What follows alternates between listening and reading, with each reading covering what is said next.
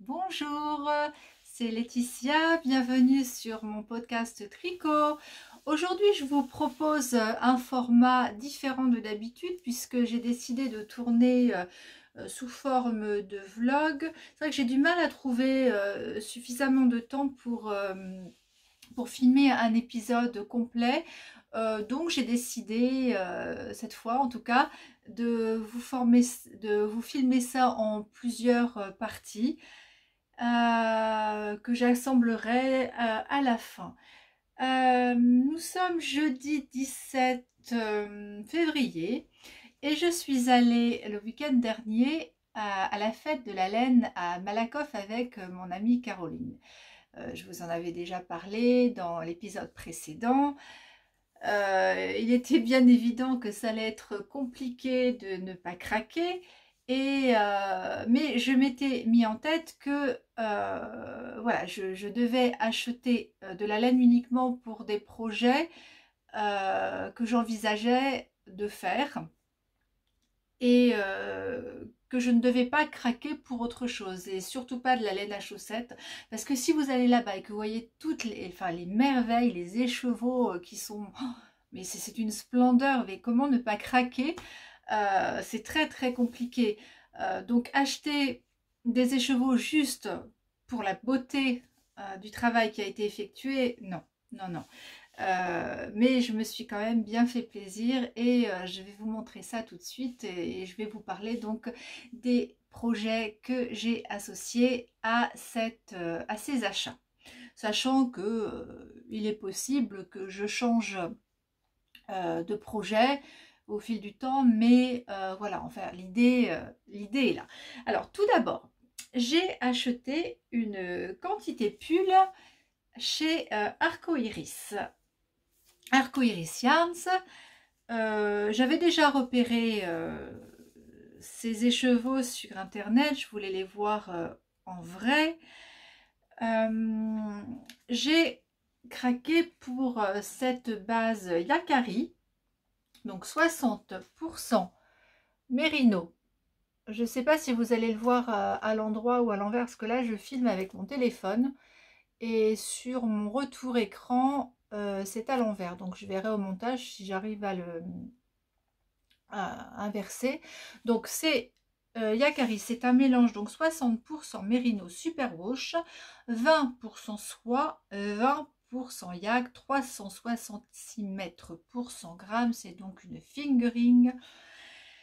Et j'ai déjà tricoté mon châle brioche Alicius, en tout cas les sections de couleurs contrastantes avec du yak, yak et soie, donc c'est je pense à peu près la même composition, sauf que mon châle brioche Alicius, je l'ai tricoté avec la base d'Eline Hélène, Yakuza. Voilà, Yakuza Fingering de chez Eline Hélène. Et j'avais vraiment adoré le mélange yak, soie, mérino. Et qui est vraiment extrêmement doux, qui est un bonheur à tricoter. Et surtout, les couleurs sont vraiment splendides.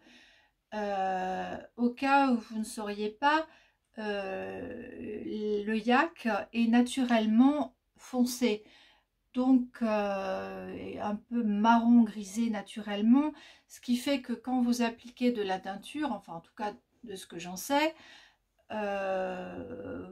vous allez obtenir des teintes assez foncées, assez grisées, euh, pas très vibrantes du coup, et c'est ce que j'aime, et j'aime beaucoup beaucoup les couleurs que l'on obtient avec du yak. J'aime beaucoup le rendu, la texture.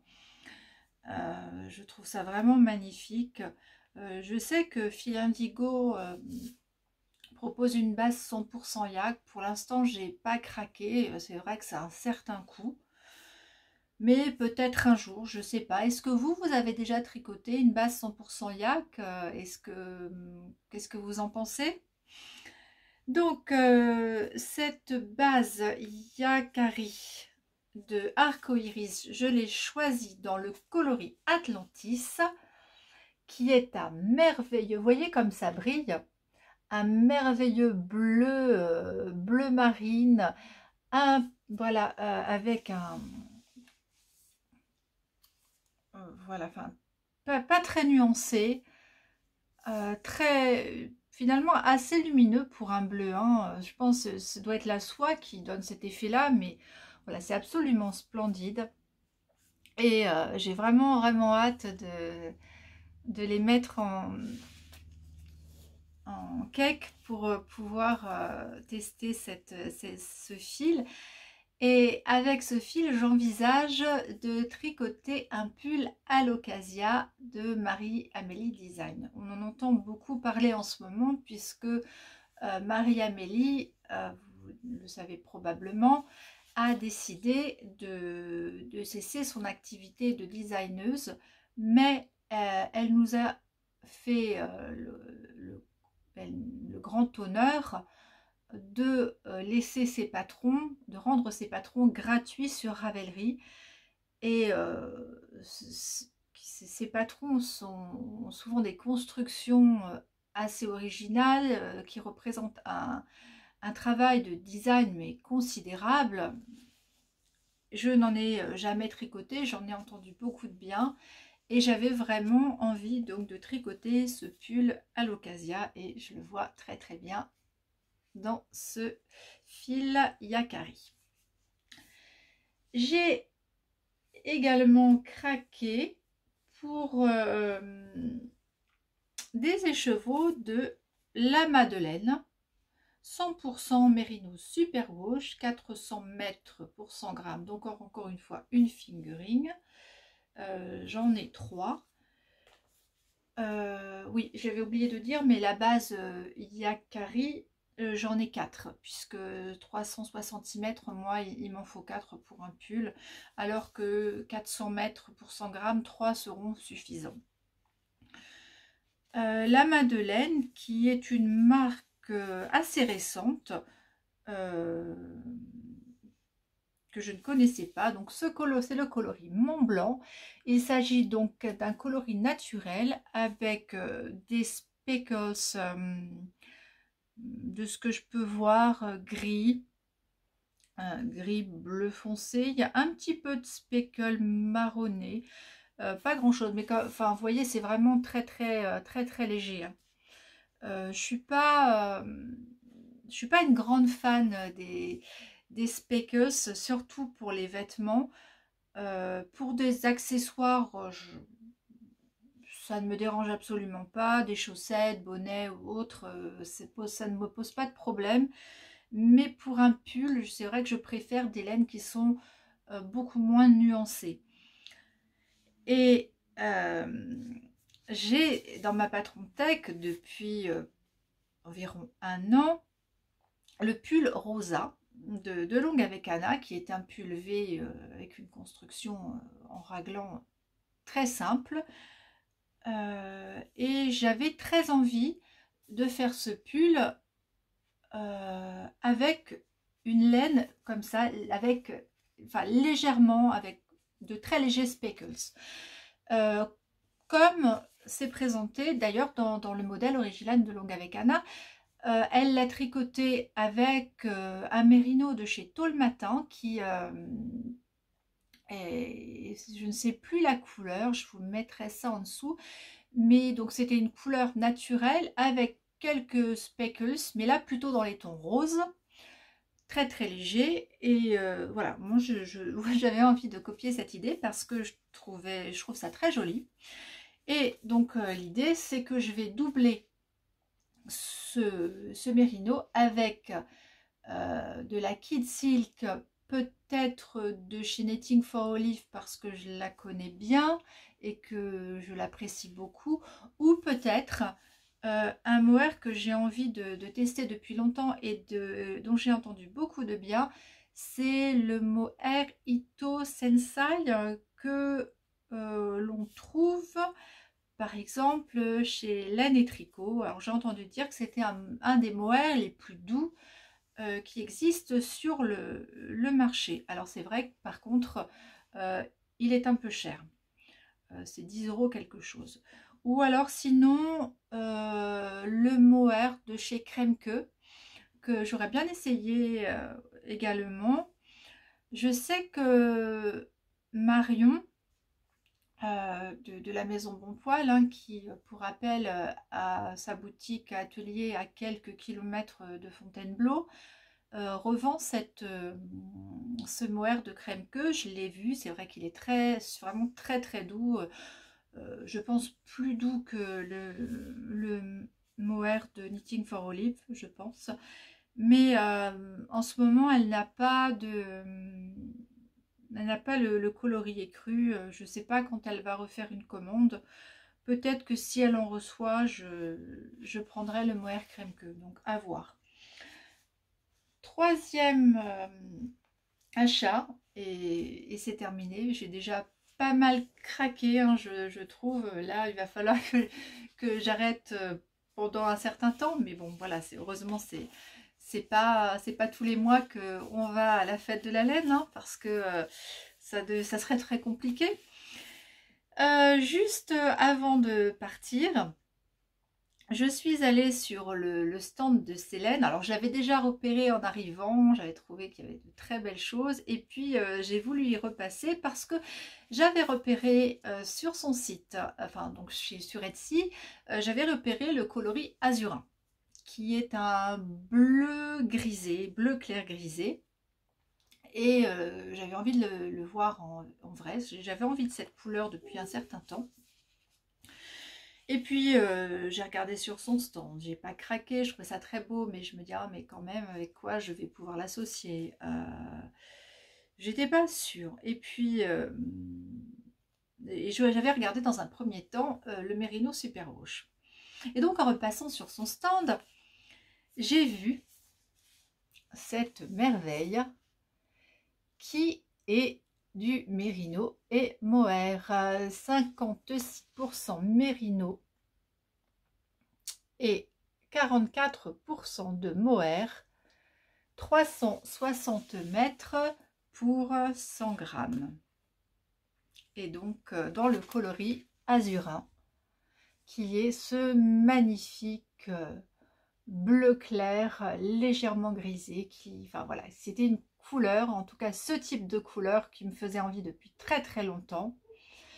Au départ, j'avais pensé faire un pull, mais voilà, j'étais pas convaincue, surtout que j'ai déjà un pull dans ces tons-là, que je mets pas forcément souvent. Je l'aime beaucoup, mais je le mets pas tellement souvent parce que je ne sais jamais avec quoi l'associer. Et puis Caroline de la chaîne Petit Pimou 02 qui était avec moi, qui m'a fait le grand honneur de venir avec moi à la fête de la laine, et c'était vraiment super chouette. A vu, a craqué pour la même matière, dans un autre coloris beige rosé, le coloris cendre de rose, et elle a pensé tout de suite à faire un gilet Like a Cloud de Rory Locatelli. Je crois qu'elle en a déjà fait 2 versions, il me semble. Enfin, en tout cas, Caroline, dis-moi si je me trompe. Et c'est un gilet qu'elle met beaucoup, et elle aimerait s'en faire une 3e version. Et donc quand elle a parlé de ce Like a Cloud, je me suis dit mais oui, mais c'est bien sûr, j'ai le modèle, ça fait longtemps que je veux le faire. J'ai très peu de gilets. Je me suis dit bah voilà, exactement, c'est le projet idéal. Je vois très bien ce gilet porté au-dessus d'une chemise blanche et avec un petit jean bleu. Je pense que ça sera très joli. Comme j'hésitais un petit peu, parce que j'avais déjà fait beaucoup d'achats, la personne de Célène, je ne connais pas son prénom, m'a dit que Malorae, qui avait un stand juste en face, avait fait un design avec ce fil, Et donc je suis allée voir le modèle pour me rendre compte me rendre compte, pardon, de ce que ça donnait tricoté. J'ai vu le petit gilet, j'ai trouvé ça très beau et voilà. Bon, j'ai craqué et j'ai acheté ce magnifique fil. Alors je ne sais pas si je vais commencer par le pull à l'occasia ou le gilet. Puisque là je suis déjà en train de tricoter un gilet et peut-être que le prochain projet je vais plutôt avoir envie de repasser sur un pull, à voir. J'ai vu également le stand de la Féfil et j'ai craqué sur le coloris Mare Magnum, qui est un très beau bleu aussi, que je verrais très bien en marinière. Mais bon voilà, je n'ai pas pris. Peut-être un jour, j'ai très envie de me tricoter une marinière classique, bleue et naturelle. Et soit la marinière Ordinary Love de Nadia Crétin-Leschène, ou voilà, peut-être j'ai d'autres modèles dans ma patron tech, mais en tout cas c'est sûr, au printemps je vais me tricoter une marinière. Enfin, c'est sûr, si j'ai le temps. En tout cas c'est ce que j'aimerais tricoter dans l'idéal, une marinière bleu marine et blanche. Bleu marine et naturel pour le printemps, donc plutôt dans un mélange de mérino. Je vais vous montrer tout de suite ce que je suis mon avancée sur le gilet de petite knit, le No Frills Cardigan. Je vous en avais déjà parlé la dernière fois, j'avais commencé. Donc avec de la BC Garn Bio Balance dans un coloris que je trouvais un petit peu trop vif à mon goût, et puis de la Rowan Kid Silk Haze que j'ai dans mon stock depuis peut-être 10 ans, 15 ans, et qu'il fallait absolument que j'utilise. Donc je suis très contente d'avoir pu trouver un projet pour l'utiliser. J'avoue qu'elle n'est pas particulièrement douce. Je ne suis pas très fan de ce mohair là. Alors peut-être qu'il a changé puisque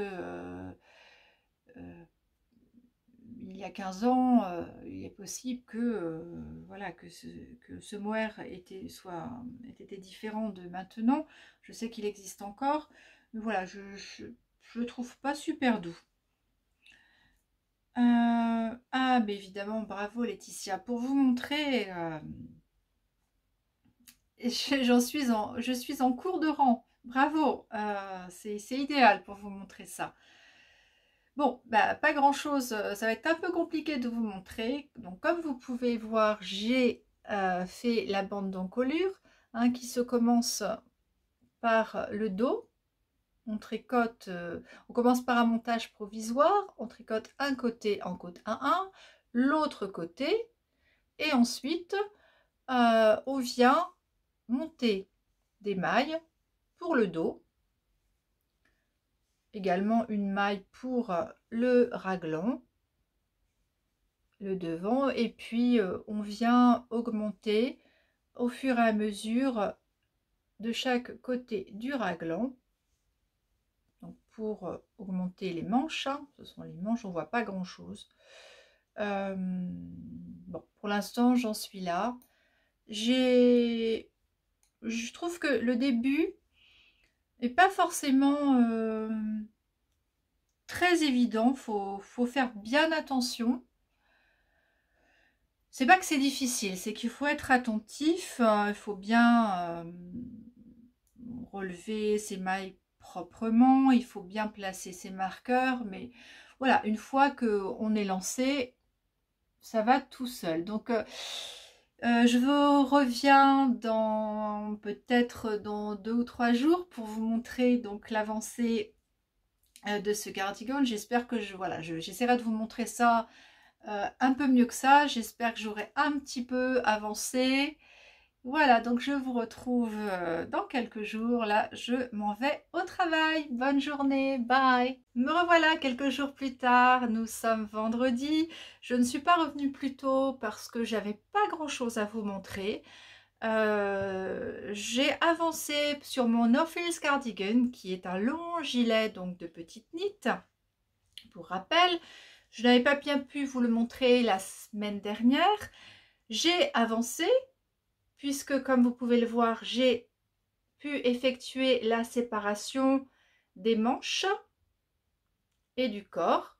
Donc là, je suis en train de continuer le corps qui va être tout droit.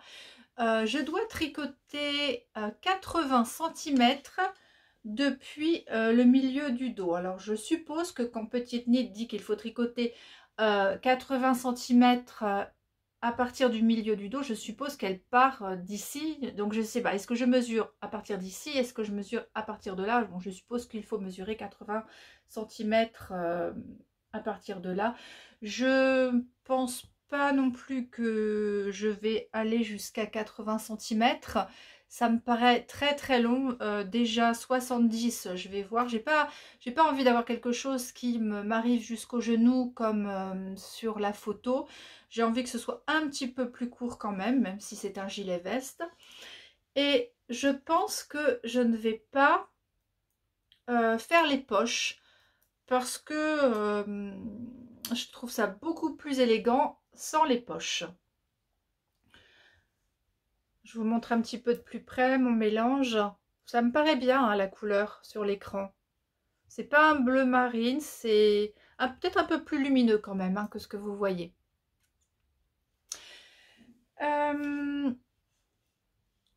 Je vais également vous parler du pull Gvitten pour lequel je fais des essais depuis un certain temps. Qui est ce pull. Je vous insérerai une photo parce que je pense qu'on ne voit pas très bien. Alors j'ai fait quelques essais un peu infructueux sur ce pull. Alors j'avais fait un premier essai, un premier échantillon avec la Baby Alpaga de BC Garn et ça n'allait pas parce que même si on dit que on peut tricoter ce fil qui est light fingering, on peut le tricoter avec un échantillon allant jusqu'à 20-22 mailles, mais en fait c'est pas beau du tout, c'est très aéré, on voit, ça fait plein de défauts, les mailles ne sont pas bien définies, enfin personnellement je n'aime pas du tout. Donc j'ai essayé de faire un autre échantillon en le doublant avec de la Knitting for Olive en coloris off-white, donc blanc cassé. Et bon, je trouve ça me plaît beaucoup. Mais je n'en ai pas. Hein, j'ai juste une pelote comme ça, il faudrait que j'en achète. Cela dit, j'ai dans mon stock des pelotes de Baby Merino. Pourquoi je fais un accent comme ça? De Baby Merino de Katia. Et je me suis dit que ça peut-être que ça allait être pas mal. J'ai fait un échantillon, c'est bon, il n'y a pas de souci. Et donc je me suis lancée sur le début du col, qui sur le même principe que le cardigan de Petite Knit, hein, on vous fait commencer ici par un montage, alors pas un montage provisoire au crochet comme dans le cardigan de Petite Knit, mais un montage, un Judy's Magic Cast On comme pour les pointes de chaussettes, donc c'est assez rigolo. Donc on tricote d'abord dans un sens, pendant que les autres mailles sont en attente. Une fois qu'on a tricoté le nombre de centimètres de bordure, on fait l'autre côté. Et puis, pareil que sur le cardigan de Petite Knit, on relève des mailles tout le long. Et ensuite, bon, la différence, c'est que sur ce pull, ici, il y a des manches marteau. C'est-à-dire qu'il y a un empiècement qui va venir là, tout le long des épaules. Et je ne sais pas si vous visualisez bien, en tout cas, bon, voilà. S'il y a cet empiècement torsadé avec le point de torsade qui va continuer le point de torsade sur toute la manche. Et donc, les augmentations se font de chaque côté de cette patte, en fait, d'épaule. Alors, j'ai fait un premier essai en suivant les instructions du patron. Mais les augmentations, ça ne me convient pas du tout. Enfin, la façon de faire, elle vous fait faire des augmentations en relevant des mailles 2 rangs en dessous. Donc, en prenant le brin d'une maille 2 rangs en dessous. Et à chaque rang. Alors, une fois à gauche, une fois à droite. Enfin, voilà, il explique comment faire. Sauf que, ce qui me concerne, ça ne fonctionne pas du tout. Parce que ça fait des trous. Et comme ma laine est en mérino, ça ne va pas être caché par les poils du mohair. Donc, c'est pas possible du tout. Donc, j'ai recommencé. Et j'ai fait des augmentations classiques. C'est-à-dire en prenant le brin intercalaire et en le tricotant une fois par l'arrière. Et donc, pour l'incliner à gauche. Et en le prenant d'une autre façon pour qu'il soit incliné à droite, enfin vous voyez. Et bon, cette fois-ci, c'est beaucoup plus propre. Ça fait quand même des petits trous, mais légers. Parce que bon, le blanc, ça ne pardonne pas. Et ça me plaît. C'est un modèle qui n'est pas facile au départ, qui demande quand même pas mal d'attention. Ça me plaît. La seule interrogation que j'ai, c'est par rapport à la laine. Je sais pas si ça va être joli dans ce mérino. Hein. Le modèle préconise 3 fils de mohair tricotés ensemble. J'en avais pas très envie, mais bon, je me dis que c'est peut-être aussi ce qui fait toute la beauté de ce modèle, c'est cette association des 3 fils de mohair. Là, je suis sur quelque chose de beaucoup plus défini au niveau des mailles.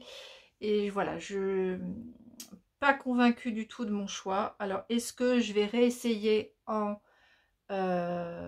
avec ce mélange alpaga et mohair? Je ne sais pas. J'ai commandé chez Lily sur un fil. Lily comme tout, pardon. Chez Lily comme tout. De la Camarose Midnight Sol pour essayer. Alors la Midnight Sol, ça fait longtemps que j'avais envie de voir à quoi ça ressemblait. Donc c'était une composition 54% d'alpaga, 36% tencel et 10% de mérino. Avec une longueur, donc 200 mètres pour 25 grammes. Donc clairement c'est un fil lace. Qui est donné pour être un fil idéal pour les personnes qui sont intolérantes au mohair et qui souhaiteraient donc remplacer le mohair par une autre fibre. Effectivement, c'est quand même beaucoup plus doux que le mohair. C'est pas non plus aussi doux que le suri par exemple, mais c'est quand même assez doux. Ça ressemble à la brush alpaga de Drops, en moins poilu je dirais, un peu plus doux. Donc ça, je vais essayer de faire un échantillon avec ça et je vous dirai ce que j'en pense. Voilà, je suis toujours en pleine interrogation par rapport au pull Gvitten. Je vous tiens au courant et là donc je vous laisse, je vais aller de ce pas faire le tirage au sort pour la gagnante du petit concours que j'ai organisé pour gagner des pelotes, des écheveaux de Lily sur un fil cette fois-ci, la Lille Sock, et je reviens tout à l'heure. Commencer le tirage au sort de la gagnante de ce petit concours. Je vais sur ce site Appsorteos, qui est un site gratuit mais ou payant. Gratuit mais avec des publicités, hein, c'est pas un problème. Je vais donc, j'ai rentré l'adresse, j'ai fait un copier-coller de l'adresse de la vidéo.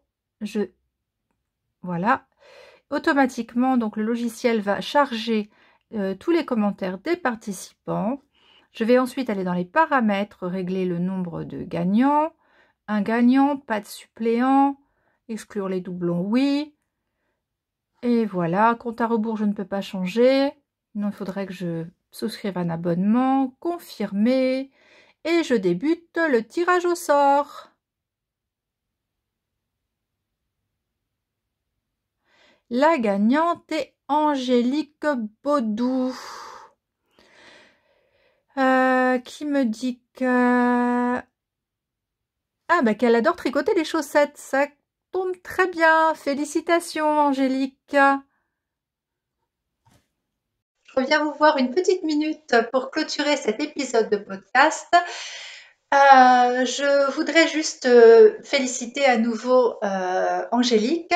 Et Angélique, si tu peux m'envoyer un message privé sur ma boîte mail dont l'adresse est dans la boîte d'infos et pour me donner ton adresse pour que je puisse t'expédier les écheveaux que tu as gagnés. En attendant, je vous dis au revoir à tous et à bientôt.